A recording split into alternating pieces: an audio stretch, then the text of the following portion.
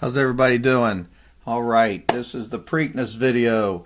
We're going to go through the whole Preakness card, so sit down, be patient, and let's get through it here. The first race, I got to be honest with you, I really don't like the first race much. The favorite Double Whammy does look good, but I like a long shot a little bit named Young Dude, the one, sitting on the rail, has the ability to close his win 10 races lifetime.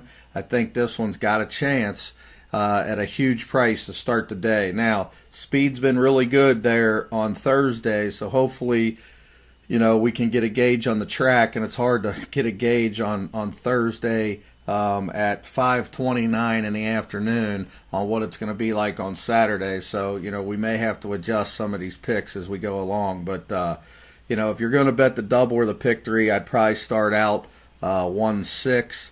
If you want to throw the 5 in because he's speed, I understand. So 1-5-6, I could understand to start the day. Not really wild about that race. I wouldn't go too deep in there.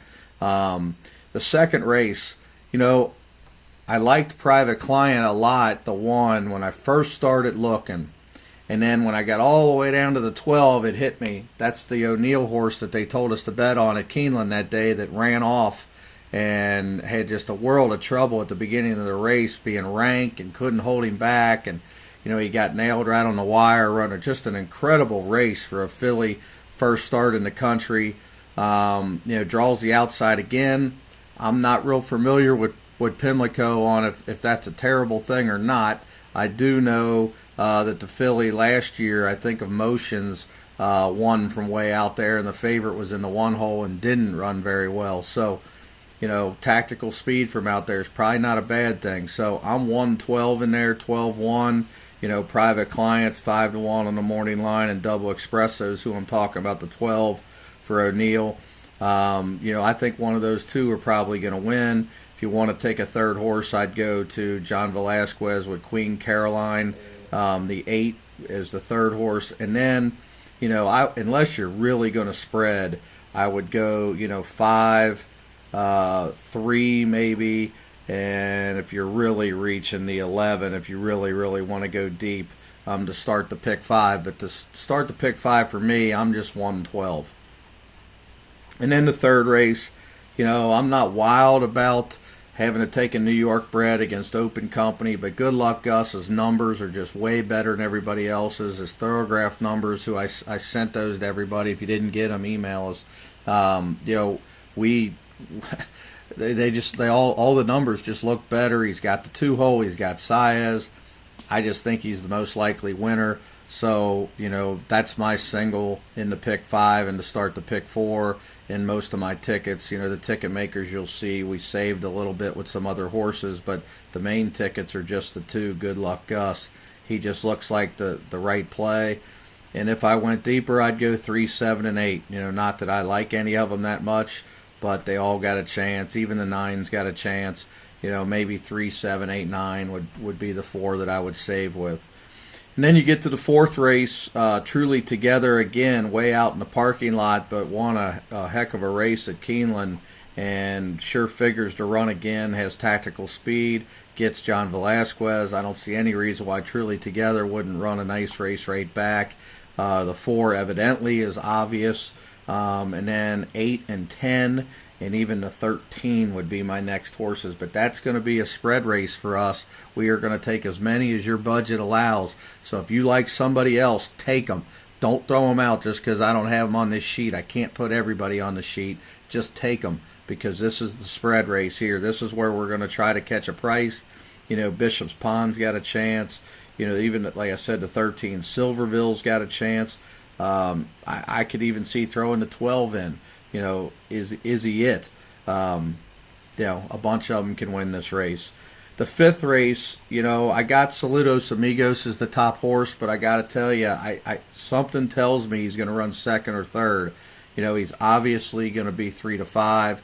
He's obviously the class, but it's 6 furlongs, and the speed's rolling this week at Pimlico. He's going to have trouble getting up.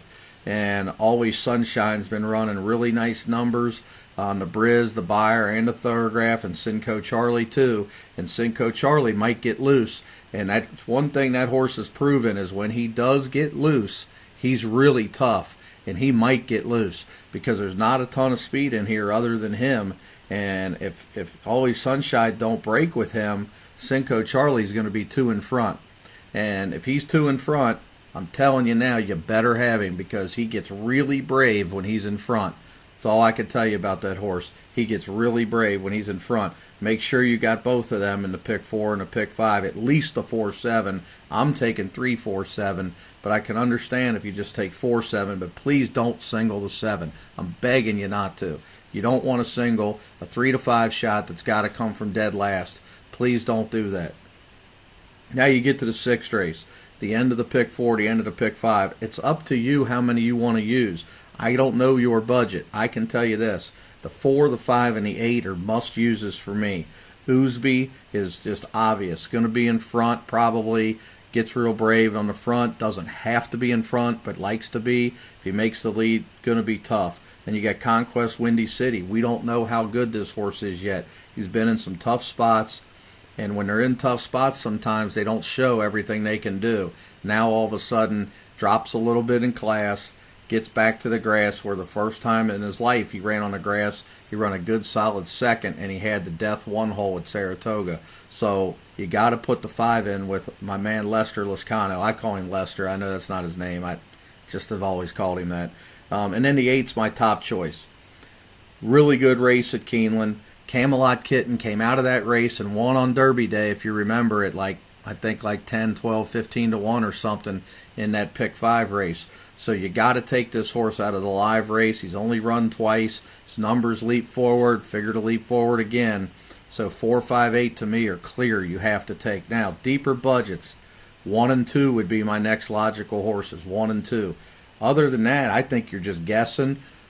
But if you want to throw in somebody else other than that, they're obviously going to be a big price. So don't feel bad. Throw them in if you got some price. And if you find somebody in this race and you want them in a ticket, email me. I'll put him in my ticket because I don't know. I can't find a price in here. They're all 5 logical choices. I keep digging back and forth trying to find somebody of these 9 horses. I just keep coming up with the logical ones. So I think the place you're going to get the price in the pick 5 is going to be in the 4th race. And then when we upset Saludos Amigos, I think that's where we're going to really get a nice one.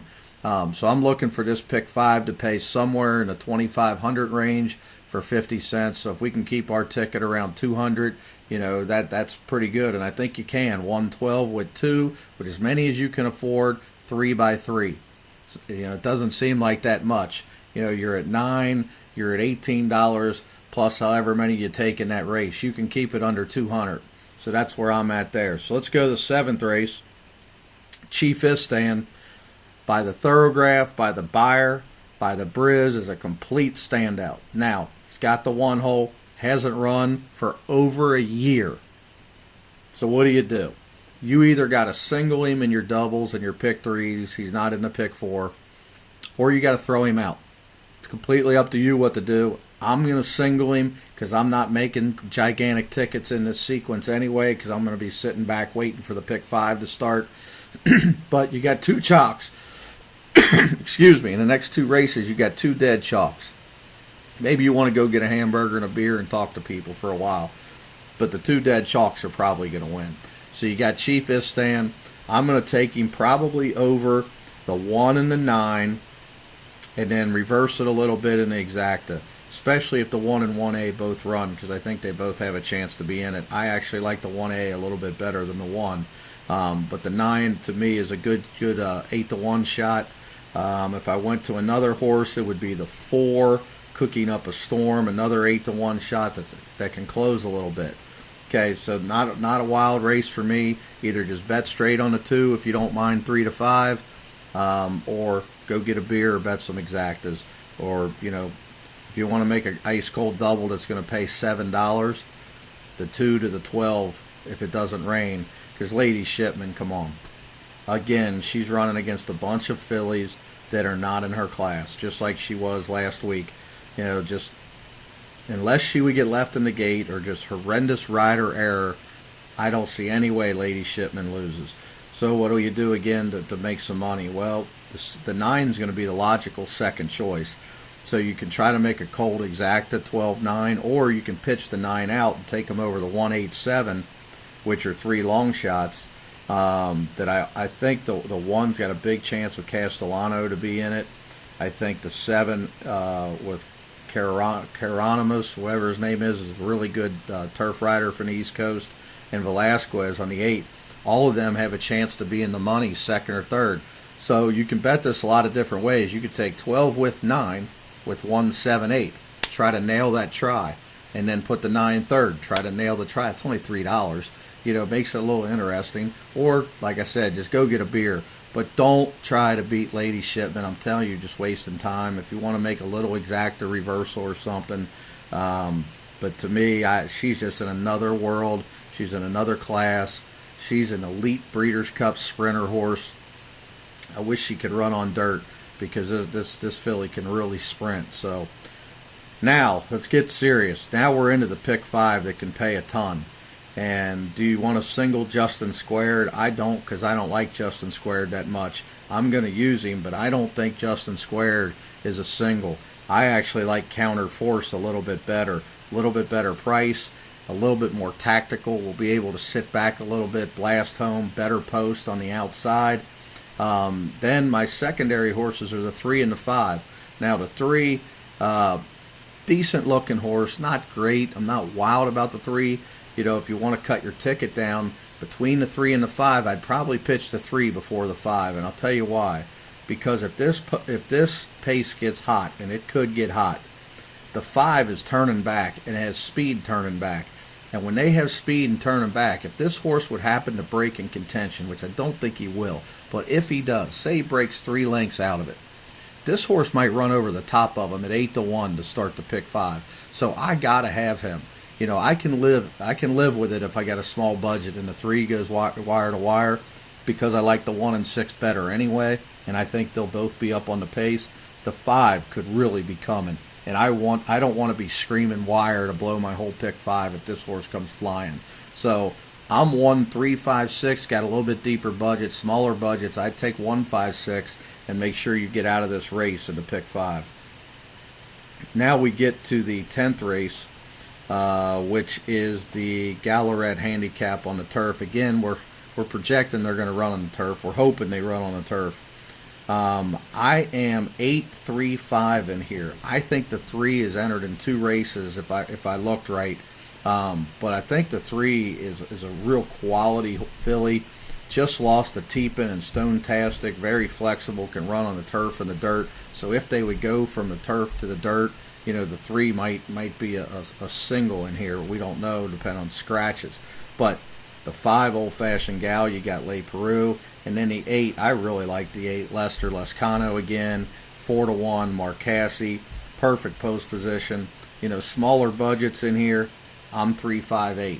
Bigger budgets, I'm adding the 2 or the 9. So the bigger budgets, you want to make sure you throw this Twilight long shot in the 2. I mean, I understand he's going to be probably 40 to 50-1, but on a soft turf. This horse has been on a soft turf several times, won on a soft turf. I don't want to throw out a 35-1 euro that might get exactly what she wants to get. Now, she may not even be in the same quality as these fillies. I don't know, but it's not like this race is really high quality anyway. So I want the 2 in there to try to blow up the tote board for the bigger budgets. And then the 9's just simply Castellano. That's the only reason. And if you really want to throw in another horse, the 12 would be my next horse there. So depending on what size budget you got, this is the decisions you got to make. And the pick 4 starts this race too. 2, 3, 5, 8, 9, 10, 12. I know it's a lot of horses, but you're not going to take many later anyway, or at least I'm not. So then we get to the 11th. The 11th to me is as simple as 5, 6, 7. Now, I don't like betting like this because you're going to be 2-1, probably 2.5-1, and probably 4-1. That morning line on the 6 is way off. There's no way Donegal, Moon, Pletcher, and Castellano are going to be 8-1. Not with a 99 buyer number staring you in the face. And then he got dead flat left in the gate in the bluegrass. Draw a line through that. He had no chance in that race. Just draw a line through. What's his odds if that race is not on his chart and it's a 99? Right? So you got to have him. 5, 6, 7 is the horses in here. Now, bigger budgets, what do you do? I'm just sticking to 5, 6, 7 in almost every ticket I'm going to make. I will throw the 1 in on just a very small number of tickets, the 2, maybe once for 50 cents. Moon King. Now, Moon King's interesting because he did run a pretty good race last time in a decent field, but again, coming back pretty quick. But he is third off the layoff. He does seem to be getting better, but his numbers are really light. But if you get 15, 18 to 1, that might make a decision that you're just going to have to make on your budget if you can add the 8. The 8's one of them horses that if you can't afford it, I'd throw him in on just somewhere, some small ticket, 50 cent pick 4 or 50 cent pick 5. Doesn't have to be on a bunch of them.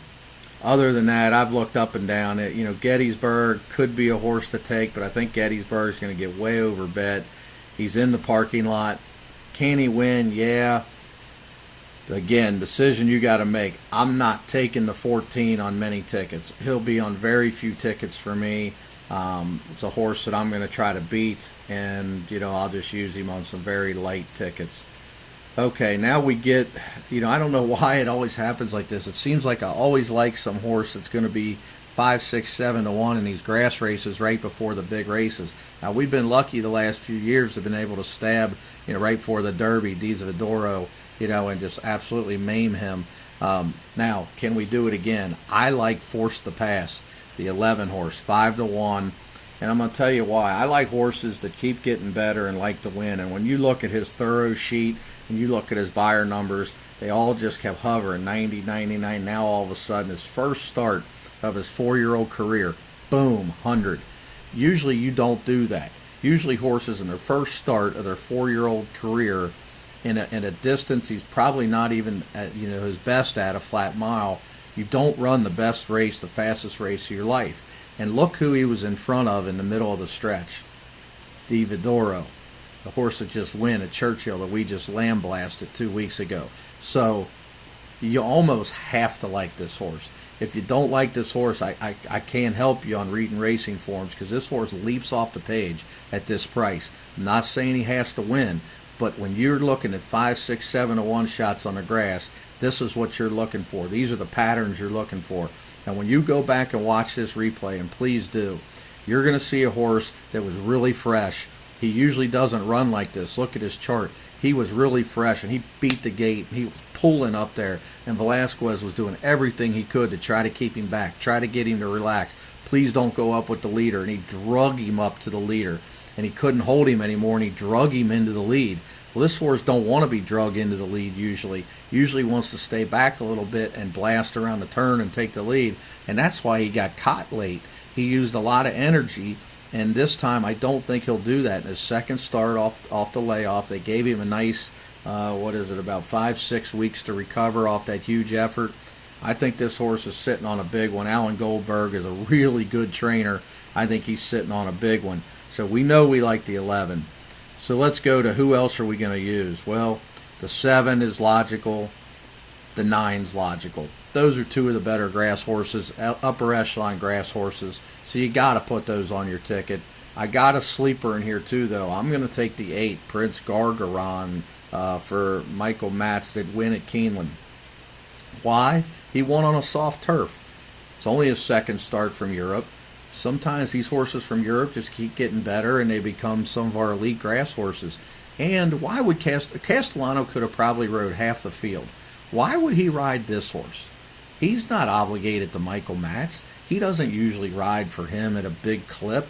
I mean, let's see, he's rode 6 horses for him the entire year. So why would he go here? Well, I think he goes here because he knows this horse is a pretty nice horse, and he's got a chance to improve. And if it rains, he could really be the one to shock the whole apple cart here. So all my tickets will have 7, 8, 9, 11. Now, deeper budgets again. Maybe to 4, maybe to 5, maybe to 12. That's where I would take over Target with Irad, I might add, if I have a bigger budget. The 5, Conquest Typhoon, not wild about him, but I could see adding him. He just come out of a really nice race, so I could see taking those 2 at big prices. The 12 even I could take. It just depends on how deep you want to go, but the 12 would be the first horse I'd probably pitch out of that group. So a deeper budget, you might want to go 6 deep and add the 4, 5. So now we get to the Preakness. I think everybody here knows my feelings about the California horses. And I think you all know that I just think they're better. I just do. No matter how the track comes up, no matter how the bias is, I think Nyquist and Exaggerator are just better than everybody else. Now, last time I thought going into the race 2 days before that Exaggerator would probably nail Nyquist on the wire. So that's why I had Exaggerator just a clip over him on Thursday night.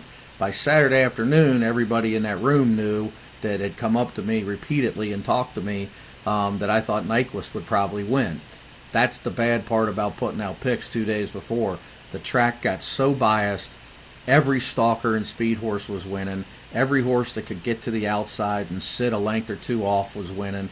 I knew that was the trip Nyquist was going to get, and I knew Exaggerator was up against it. Everybody that's in my pool, we had almost $16,000 in the pool. If the track wasn't biased, I'd have bet the whole $16,000 on Exaggerator. That's how much I liked Exaggerator. But because of the way the track came up, we didn't bet $1 on Exaggerator. We took 11-13 with 11-13 in every bet. So what do we do here? The way it sits right now, I like Exaggerator. I think he's going to run down Nyquist. I think there's a lot of speed in here to soften Nyquist up. I think the two's going to go, Uncle Leo. I think Awesome Speed's going to go. I think Collected's going to sit right on his outside and really bother him. I think Low Band's going to go. I think Abiding Star's going to go. And here's what I picture. I picture 4 horses steaming to the turn trying to get to the lead. I picture Patient Mario taking back a little bit. Well, okay, nothing wrong with doing that, but when you take back at Pimlico and you let a few horses get to that lead, now Collected's sitting on your outside, because Collected's going to be sitting right there with J.J. Castellano, the best rider in the world. So you think he's just going to let you get out? Or do you think he's going to pin your butt in and he's going to keep you there as long as he has horse? And as long as Castellano has horse, Nyquist's going to be in a jackpot. Now, what's Kent DeSormo going to do? He's going to be in the back. He ain't doing nothing different. He's going to sit in the back. He's going to bide his time. And just like Street Sense, just like Curlin, just like all those closers, Mind That Birds, when they turn for home, he is going to be roaring. He's going to be looking for a place to go. Everybody watching the race is going to be screaming, can he get through? Can he get through? Oh my God, find a hole. What's he going to do? That's what's going to happen. Now, is Nyquist still going to be better than him, and Nyquist be able to work out a trip and just be the best horse and bull his way through and take the lead and open up and Exaggerator can't catch him? It could happen. It probably, maybe, might happen. And that's probably the most likely scenario, is Nyquist holds on by a half a length, a deteriorating half length to a neck, and we go to the Belmont and everybody says, well, here comes the rivalry again. You know, can he get to him this time? But I really think he's going to get to him. Now, if it pours down rain, I will bet every dollar I have on Exaggerator. Anybody nervous yet? I'm serious. I'm going to have a huge pot in my pocket. And if it rains, if it's sloppy, if it's a quagmire, I'm betting every dollar I have on Exaggerator. I think he is a superior mud horse. If it rains and they all go out there flying, he is going to come roaring. Now, if it's just muddy and culpy, there's different types of mud and rain. If it's just muddy, I'm not talking about that. I'm talking about flat out downpour slop. Exaggerator has to be your top horse. But if it's a fast track or if it's a cuppy, muddy track, I'm just going to take them both even though I think Exaggerator is going to run him down. So, small budget, you have to make a choice maybe. It's up to you which one you're going to take. I'm taking Exaggerator at 3-1 instead of Nyquist at 3-5. And when I bet my tickets, if it's sloppy, I'm going to make probably 70% Exaggerator on top, Nyquist on top, and 30%. If it's fast, probably 50-50. I don't think anybody else can win, but I will bet, probably a little pick 3, not a pick 4 or 5, because I don't want to spend that kind of money. But I'm probably going to make a little pick 3 with the 5, 6, 7 in the 11th, into those horses in the 12th. 4, 5, 7, 8, 9, 11, and probably take the 1, the 2, the 7, and the 11. Those 4 horses, in just, I'm talking minimal dollar pick threes in case they blow up the tote board. I'm not saying spend a lot of money on that, because I don't think it's going to happen. I just want to have some saver that if I got a $3 pick 5 going, or I got a $15 pick 4 going, that, hopefully something like that, that I can get one of those 2 to the wire. But that's the way I'm going to play it. Small budget, guys. I would take those couple horses in the 12th and make doubles into Exaggerator and Nyquist. I wouldn't even worry about those other horses. Those doubles are going to be nice. If you make the Oaks Derby, Black-Eyed Susan, the Preakness double, which I don't think I'll make because I think it's going to be chalky, I just take the 2 fillies, Go Maggie Go and Landover Sea, into Exaggerator and Nyquist. The problem is it's going to pay $15 to $20, and you're going to spend $8, so you're not going to get a bargain there. So I don't see that as a bet to make. But see, Force the Pass is a bet to make, because Force the Pass, or even the 8 winning at 15 to 1, that's a double I can do. Force the Pass into Exaggerator and Nyquist will probably pay $30 to $40 maybe for $4. So to me, that's a nice double to make for the smaller players. So hopefully I wasn't too long-winded. I mean, that's the way I'm looking at this card. Sorry to keep looking down. I got all my notes here to scroll through with you. That's the way I'm looking at it. So good luck. Hopefully it doesn't ruin the day with a ton of rain. I always tell everybody, if it pours down rain and they stay on the turf, because they almost have to stay on the turf, just be careful in the turf races. Spread out. Make your smaller tickets on dirt. Spread out on the turf in case something goofy happens. All right, good luck to everybody, and I'll talk to you soon.